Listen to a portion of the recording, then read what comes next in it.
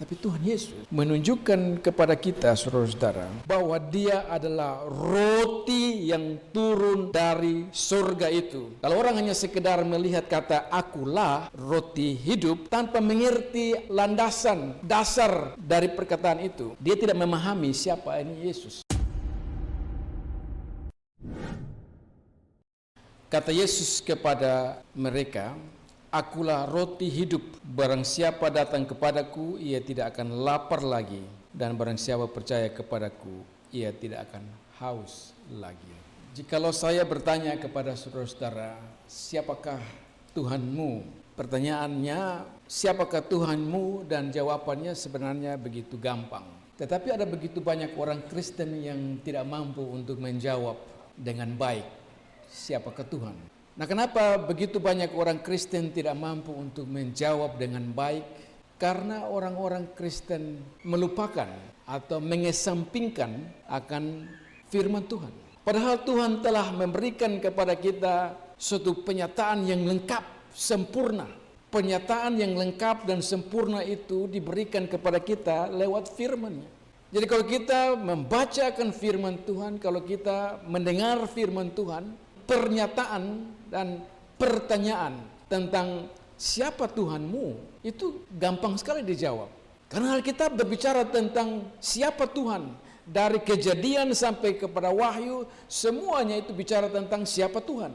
Nah, kalau kita tidak bisa memberikan jawaban yang pasti tentang siapa Tuhan, maka itu membuat kita menjadi ragu-ragu dalam doa-doa kita. Karena apa? Karena doa-doa kita itu seluruhnya ditujukan kepada Tuhan. Arah daripada doa kita itu kepada Tuhan. Nah, arah doa kita kepada Tuhan, maka kita harus tahu Tuhan yang bagaimana yang kita sembah. Kepada siapa Anda berdoa?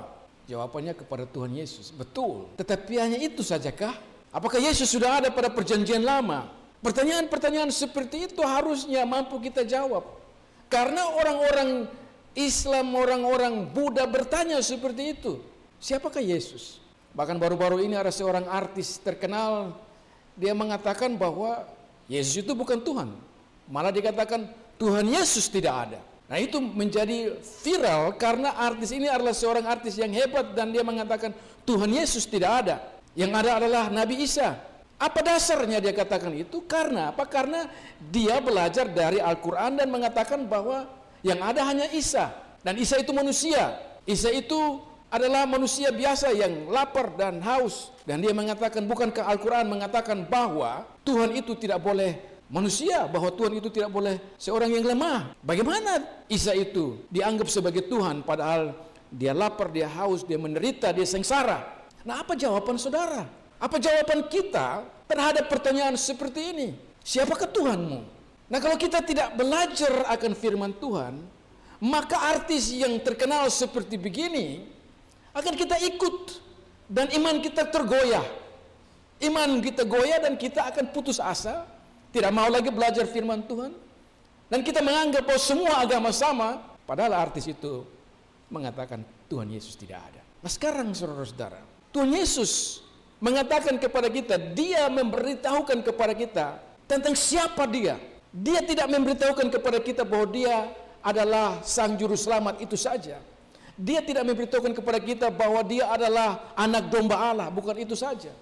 Tetapi Dia memberitahukan kepada kita tentang Dia yang adalah Sang Juru Selamat yang telah dijanjikan dari perjanjian lama.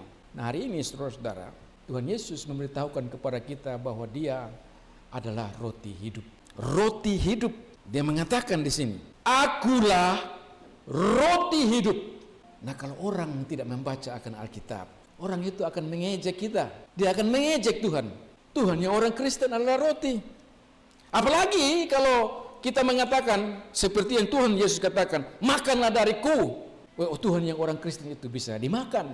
Nah, inilah yang harus kita pelajari, inilah harus kita pahami, dan untuk kita pelajari Tuhan telah membuka itu semua. Karena itu saudara-saudara, saya memberikan kepada kita hari ini tema, yaitu Tuhan orang Kristen adalah roti hidup. Saudara mau percaya itu atau tidak? Terasa aneh untuk mendengar bahwa Tuhanmu, Tuhan kita adalah roti hidup. Tetapi ini yang Tuhan Yesus katakan. Tuhan mengatakan, akulah roti hidup. Mengapa Yesus mengatakan bahwa dia adalah roti hidup? Dan saudara harus percaya bahwa Tuhanmu adalah roti yang hidup. Dan katakan kepada artis itu bahwa Yesus bukan hanya Tuhan, tapi Yesus adalah roti hidup saya. Pernyataan seperti ini membuat orang geli. Yesus adalah roti. Bagaimana? Mana mungkin dikatakan bahwa Yesus adalah roti? Nah, ini mungkin kita bisa akui, kita bisa percaya, kita bisa pahami itu kalau kita membaca akan Alkitab, karena Tuhan menyatakan ini semua dalam firman-Nya. Nah, konteks saudara-saudara sangat penting untuk kita pahami kenapa Yesus mengatakan bahwa dia adalah roti hidup. Pertama-tama saudara-saudara perhatikan bahwa Yesus ini dia telah membuat mujizat. Dia telah membuat mujizat yang begitu besar yang belum pernah terjadi. Mujizatnya itu ialah bahwa ada 5.000 orang. Alkitab mengatakan 5.000 orang laki-laki. Berarti hanya laki-laki saja yang dihitung, belum termasuk perempuan, belum ada anak-anak. Kepada 5.000 orang yang tercatat, mereka datang dan mereka lapar. Murid-murid bingung. Apa yang harus mereka buat dengan 5.000 orang ini? Maka itu murid-murid bertanya, kita mau buat bagaimana? Mau kasih makan mereka bagaimana? Maka itu dikatakan dalam ayat ke-7. Filipus bilang, roti seharga 200 dinar tidak akan cukup. Lalu ada satu solusi, yaitu ada satu anak bawang. Dia ada 5 roti dan 2 ekor ikan. Nah, kalau 5 roti dan 2 ekor ikan itu bisa kasih makan 5.000 orang. Itu problem. Nah, karena ada problem seperti ini, maka Tuhan Yesus sudah tahu dan dia mengatakan suruh mereka duduk, dan dia merubah 5 roti dan 2 ekor ikan itu menjadikan begitu banyak makanan bagi 5.000 orang. Dikatakan di sana ayat 12, dan setelah mereka kenyang, ia berkata kepada murid-muridnya, kumpulkanlah potongan-potongannya yang lebih supaya tidak ada yang terbuang. Dan mereka pun mengumpulkannya dan mengisi 12 bakul penuh dengan potongan-potongan. Orang semua sudah makan, 5.000 orang sudah makan, tetapi masih ada yang lebih. Itu mujizat yang luar biasa. Siapa yang buat mujizat ini? Yang buat mujizat ini adalah Tuhanmu, yang dia katakan bahwa dia adalah roti hidup. Tapi kenapa sampai dia bisa mengatakan bahwa dia adalah roti hidup? Karena lihat ayat 26, itu jawaban Tuhan Yesus kepada orang-orang yang mencari. Ayat 25 dikatakan, orang banyak menemukan Yesus di seberang laut. Mereka berkata kepadanya, Rabi, bila mana engkau tiba di sini? Karena mereka sudah melihat bahwa Tuhan Yesus tidak seberang, hanya murid-murid. Lalu mereka datang dan bertanya, bagaimana sampai Tuhan Yesus ada di seberang? Dan Yesus menjawab mereka, menunjukkan kepada hati ketidakpercayaan mereka. Dia berkata, aku berkata kepadamu, sesungguhnya kamu mencari aku bukan karena kamu telah melihat tanda-tanda, melainkan karena kamu telah makan roti itu dan kamu kenyang. Dengan kata lain, Tuhan Yesus mengatakan bahwa orang-orang datang hari ini mau ketemu lagi Tuhan Yesus karena mereka ingin untuk mendapatkan makan siang gratis. Mereka datang bukan untuk mengakui bahwa Yesus adalah Tuhan, tetapi mereka datang hanya karena mau dapat makan. Maka itu Tuhan Yesus mengatakan, engkau datang ke sini bukan karena engkau telah melihat apa yang telah dibuat oleh saya, bukan karena engkau telah melihat bahwa saya telah melakukan mujizat, bahwa saya adalah sang juru selamat, tetapi mereka datang hanya karena ingin perut mereka dikenyangkan. Maka Tuhan Yesus menegur, dan Tuhan Yesus mengatakan apa? Dikatakan dalam ayat yang ke-27, bekerjalah bukan untuk makanan yang akan binasa, melainkan untuk makanan yang bertahan. Ini mengingatkan kepada kita kepada apa yang terjadi di perjanjian lama. Di waktu perjanjian lama, orang-orang Israel mengerti, mereka mengingat bagaimana Tuhan memberikan kepada mereka roti yang dari surga, yaitu mana. Setiap hari Tuhan memberikan kepada mereka roti, yaitu mana itu. Nah, Tuhan mengatakan kepada mereka bahwa mereka tidak boleh kumpul lebih. Orang Israel harus kumpul untuk hari ini, makan hari ini saja cukup. Dengan mengatakan begitu, Tuhan mau mengajarkan kepada orang Israel supaya orang Israel tetap percaya kepada Tuhan. Kalau mereka kumpul sebanyak mungkin, maka mana itu akan jadi basi. Dengan kata lain, kalau mereka kumpul sebanyak mungkin, mereka tidak percaya. Karena apa? Karena Tuhan sudah mengatakan kumpul hanya untuk itu hari saja, untuk satu hari saja. Besok akan datang lagi. Nah, orang Israel paham ini. Sehingga ketika Tuhan Yesus membuat roti dan ikan menjadi banyak sekali dan bahkan memberikan kepada 5.000 orang dan tidak mampu untuk makan kasih habis, itu mengingatkan orang Israel kepada apa yang terjadi pada zaman Musa. Tetapi saudara-saudara, Yesus menunjukkan sesuatu yang lebih dari Musa. Apa yang dibuat oleh Tuhan Yesus? Tuhan Yesus bukan hanya membuat roti dan ikan itu menjadi banyak dan memberikan kepada 5.000 orang, tetapi Yesus mengatakan bahwa dialah roti sorga itu. Dikatakan dalam ayat 35, akulah roti hidup. Nah, perkataan akulah roti hidup itu, saudara-saudara, itu adalah suatu perkataan yang menunjukkan bahwa dia lebih daripada seorang nabi. Dia lebih daripada Musa. Lihat ayat yang ke-29. Tuhan Yesus mau menunjukkan kepada orang-orang Israel bahwa mereka harus mengerti akan apa arti daripada mana dan kenapa Tuhan memberikan mana di zaman Musa. Kita lihat ayat yang ke-29. Jawab Yesus kepada mereka, inilah pekerjaan yang kehendaki Allah, yaitu hendaklah kamu percaya kepada Dia yang telah diutus aku. Ayat 30. Orang bertanya, tanda apakah yang kau perbuat supaya dapat kami melihatnya dan percaya kepadamu? Pekerjaan apakah yang kau lakukan? Nenek moyang kami telah makan mana di padang gurun, seperti yang tertulis mereka diberinya makan roti dari sorga. Mereka membandingkan Yesus dengan Musa. Mereka menanyakan apakah tandanya? Maka ayat 32 Tuhan Yesus mengatakan, aku berkata kepadamu sesungguhnya bukan Musa yang memberikan kamu roti dari surga, melainkan Bapakku yang memberikan kamu roti yang benar. Karena roti yang dari Allah ialah roti yang turun dari surga. Saudara perhatikan kata itu, Bapakku yang memberikan kamu roti yang benar dari surga. Yesus mengatakan, jangan lupa bahwa yang memberikan roti itu adalah Bapa di surga. Yang memberikan roti yang benar itu adalah Bapa di sorga, bukan Musa. Nah, makanya Tuhan Yesus mengatakan bahwa dia lebih daripada Musa. Maka itu dikatakan ayat 35, Yesus berkata, akulah roti. Perkataan akulah itu adalah suatu pernyataan yang luar biasa. Kalau orang hanya sekedar melihat kata akulah roti hidup tanpa mengerti landasan dasar dari perkataan itu, dia tidak memahami siapa ini Yesus. Tetapi kalau saudara perhatikan kata akulah, itu adalah kata yang berarti bahwa dialah satu-satunya. Akulah itu mengingatkan kepada orang-orang Israel bahwa inilah Tuhan yang telah menampakkan dirinya kepada Musa. Di mana kata Yunani yang dipakai itu berarti bahwa akulah aku. Siapa itu akulah aku? Saudara ingat di dalam Keluaran pasal yang ketiga, ketika Tuhan menampakkan dirinya kepada Musa, Musa bertanya, siapa engkau?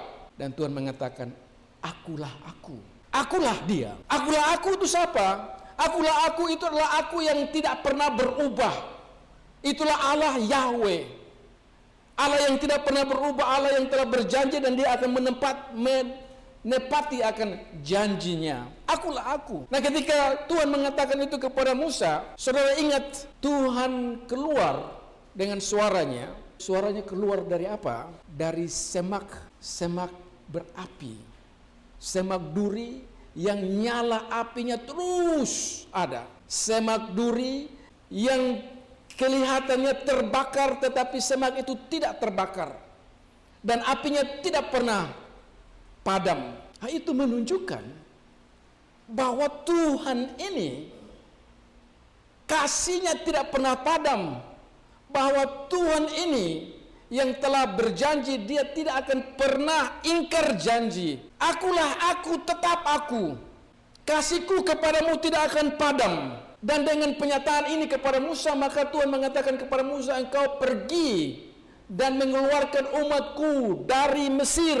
Karena akulah aku. Dan dengan akulah aku ini maka Musa harus mampu untuk menjelaskan ini kepada orang-orang Israel, untuk mereka keluar dari tanah Mesir, untuk mereka berjalan di padang gurun, dan Tuhan akan menyertai akan Musa. Dan aku inilah yang telah menyatakan kepada Musa dan orang Israel bahwa dia memberikan kepada mereka makanan, maka dia memberikan kepada mereka setiap hari mana. Bayangkan itu. Orang Israel sekarang pada zaman Tuhan Yesus, mereka begitu bangga dengan apa? Dengan apa yang Musa buat, yaitu mana turun tiap hari.